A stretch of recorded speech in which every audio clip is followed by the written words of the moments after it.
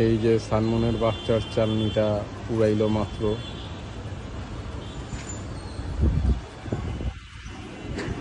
মাশাআল্লাহ, চুমু খেয়ে যাচ্ছে।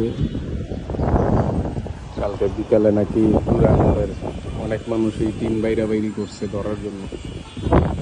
শুনলাম আর কি, তারা বাইরে তো কেউ কিছুই করতে পারেনি।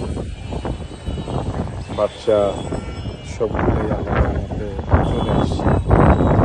বাবার কাছ থেকে জানতে পারলাম, চোখে পড়লো বাচ্চার চালনিটা, তাই ভিডিও করলাম। এই যে সালমনের বাসা, এই যে বাচ্চা খেলতে খেলতে পিছে চলে যাচ্ছে।